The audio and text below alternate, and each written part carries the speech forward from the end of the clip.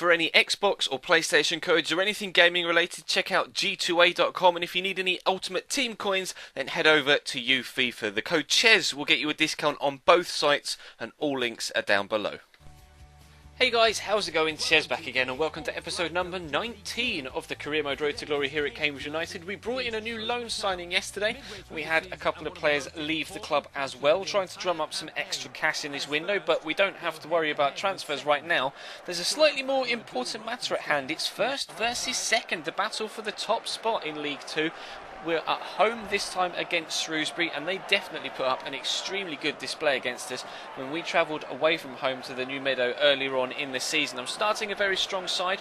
Got Jack Grealish in there instead of Isago Diallo in the starting lineup, so I was hoping he was going to add a little bit more creativity to those two central midfield positions, which we were going to need, considering Shrewsbury are playing 5 defenders, which seems to be the way forward for League 2 teams this year. Hasn't worked that much against us so far though, so we were hoping that we were actually going to be able to have a decent game, as we have been having a few decent episodes in a row. We're in fantastic form right now at Cambridge, and if we win this one we will go top of League 2, so it was a massively important game. They got off to the better start. They were having the first chance just before the half-hour mark. It was a comfortable save down low for Chris Dunn though. Good cross from Ryan Donaldson, and a textbook header from Tom Elliott, and to be fair, a textbook move, an absolutely fantastic set piece, something from the training ground that worked wonderfully. A whipped in cross from that deep midfield area there, and the header from Tom Elliott, as you'll see from this replay, was pinpoint accurate away from the goalkeeper into the top right hand corner. It's 1-0 Cambridge, heading towards half time though. Shrewsbury on the attack yet again. We get the initial header clear,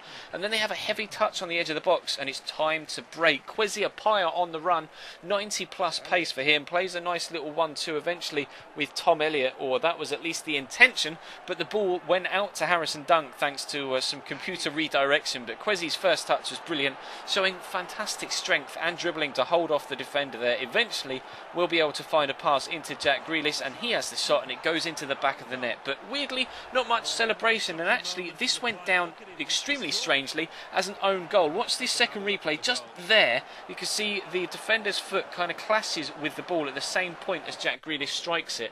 For some reason that made the computer think that it was an own goal. I don't really know how, but still it really isn't one for the dubious goals panel, and I think quite honestly Jack Grealish deserves that goal, so perhaps we'll give it to him mentally, but unfortunately stat wise it won't count for him, but it does count for us as the team. We are 2-0 up despite the fact that Shrewsbury are growing in the game, as you can see, having a chance there despite the fact that we are now catching them on the counter-attack again, and that seemed to work quite well for me considering they've got so many men back. I had to let them come forward onto me so that opened space up in behind for me to utilise the pace of Kwesi Appiah and the counter-attack, but they got themselves a goal back here. Great first touch from Collins as he received the ball from Woods. The first touch took him around the goalkeeper as well as Chris Dunn slid in. He didn't get there.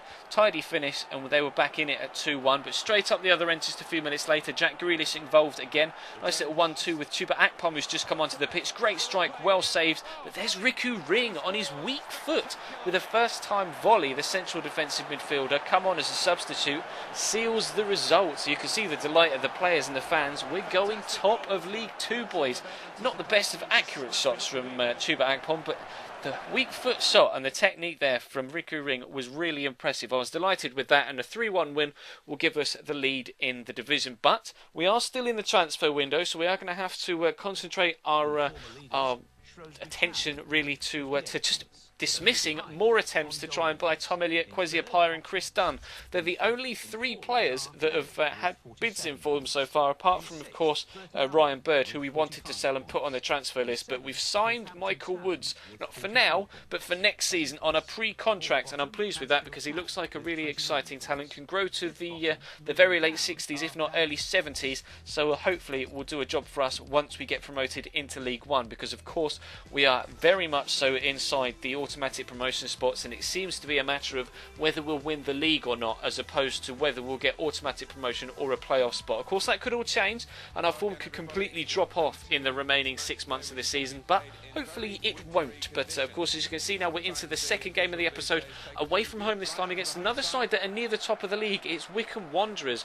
Unfortunately though, away in the snow, very much so some January conditions for the January transfer window. They're playing a 4-4-1-1 which is a system that we're familiar with and a system that I know that I can beat, but obviously the conditions were going to play a big factor in the way that this game played out. And unfortunately, of course, as you might expect, a League 2 game doesn't have the best quality of football at the best of times, and when it was in the snow, despite the fact that I was starting a 100% fit, strong starting lineup, apart from the fact that I dropped Michael Nelson to the bench for Ian Miller, we unfortunately didn't have the most entertaining of games, it has to be said, which is rather unsurprising considering the conditions and the level of football we're at.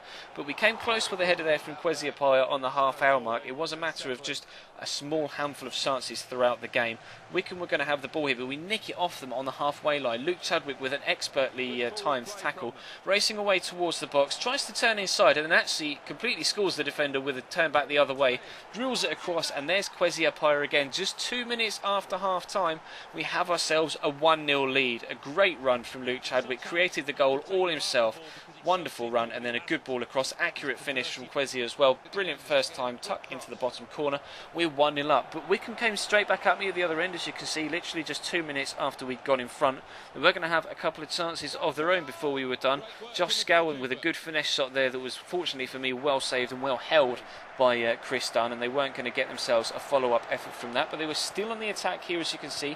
Craig into Scowen again, into Oviedo, and he was going to work the ball into the box to Lewis. Good shot again, well saved by Chris Dunn. Couldn't hold on to this one, but did put enough behind it to get it out round the corner for a throw-in. So made a couple of changes just after the hour mark. Chuba Akpom coming on again to go up top, and actually brought another striker on, Robbie Simpson, but he went into the CDM role, or the centre mid spot, because he's a versatile player, can play that role very well indeed, and I wanted to give him some game time actually, but we came close to getting a second there. A really good save from the goalkeeper, and then expert defending to block the follow-up shot as well in the 73rd minute meant that we didn't extend the lead, but we didn't need to extend the lead. We get 3 points for the second game in a row, and we are going to take 6 points from the game, or from the episode as a whole rather, and that will maintain our top of the league position. Again, we're coming up towards transfer deadline day now. Not much happened at all, it has to be honest, although Karim Benzema has gone to Manchester City. Now, where have we seen that deal before? That's right, the exact same deal, apart from the fact that it was 34 million, not 40 million, and Benzema's gone to Manchester City exactly the same way that he did in the Liverpool career mode, in exactly the same episode, or exactly the same day, in the transfer deadline day episode with that series earlier on today. Higuain with a big move again. He went to Chelsea in the Liverpool series, he's gone to Bayern Munich this time around, and Cavani has gone from PSG to Chelsea rather than from PSG to Manchester City. So the exact same players making the exact same size moves to the exact same clubs, or at least very similar clubs. And it's so frustrating, so unbelievably frustrating. I'm sure you guys have experienced the same thing throughout your FIFA career mode experiences this year, and hopefully they'll change that for next year. But it's been the same for the past 4 years in career mode, and I'll be honest, I don't trust EA to make that right change. What I do trust is the growth of my players right now at Cambridge United. If you want to pause the video at any point to have a closer look at someone in particular and their individual stats, then feel free to do so. Tom Champion's unhappy. I'm not really too sure why. He's playing a lot of football for me. Perhaps I need to give him a little bit more to make sure that he stays happy. But a lot of players going up 2, if not 3, maybe even 4 ratings so far in this series. As you can see, Kwesi's up 2 as well. 93 acceleration, 92 sprint speed. Going along with the 73 strength as well. He is crucial, absolutely crucial to our promotion bid and also to our League One survival bid for the next season, as is Tom Elliott. 2 of our best players performing at the best of their ability, and hopefully will do enough to see us get out of this league and stay in the league above. Robbie Simpson's gone up 1 as well. Ian Miller is dropping in rating and dropping in morale as well, and he wants to leave, and I'm quite happy to let him leave. He hasn't played that much football for me this year, and of course we have signed the centre-back from Walsall on a pre-contract deal that we did in the episode. It was either yesterday or Saturday. I think it was yesterday, because Saturday was the transfer targets. So I'm not fussed about letting Ian Miller leave in the summer, and hopefully we can free up some extra funds to bring in some more players, bring in some more flavours, bring in some more players, and maybe even use the youth scout system to get an extra player or 2 as well. Of course, that Jenkins Chikawi will become available at the end of the season when he turns 16, so he'll come straight into the first team squad, maybe even into the first team lineup.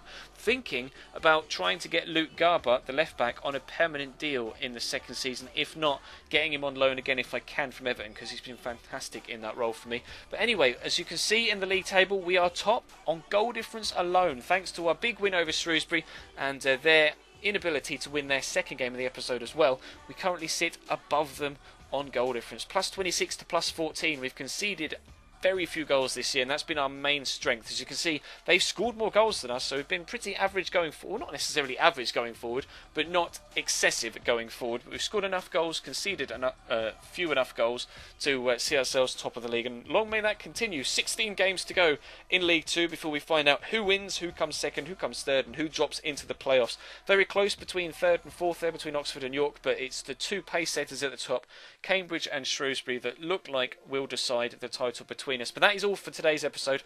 Thank you very much for watching. Check the channel page for anything you may have missed over the past few days, whether it's this series, the My Player series, the Liverpool Career Mode series, or the extremely important vlog that went up yesterday afternoon with regards my house move, which is going on right now. As you see this on Monday evening, I will have moved house at some point during today and will be in at the new place without internet, but I've recorded some videos in advance, and hopefully I'll be able to sort something out, like I mentioned in the vlog, for the rest of the time that I'll be internetless at home by borrowing people's internet in and around me. So thank you very much for watching. Drop the video a like if you enjoyed, subscribe if you haven't already. We should have hit 39k by this point, so thank you very much for that milestone. We're pushing on towards 40 by the new year, but I will see you tomorrow with more Liverpool Career Mode and My Player. So thank you very much for watching, and I will see you next time.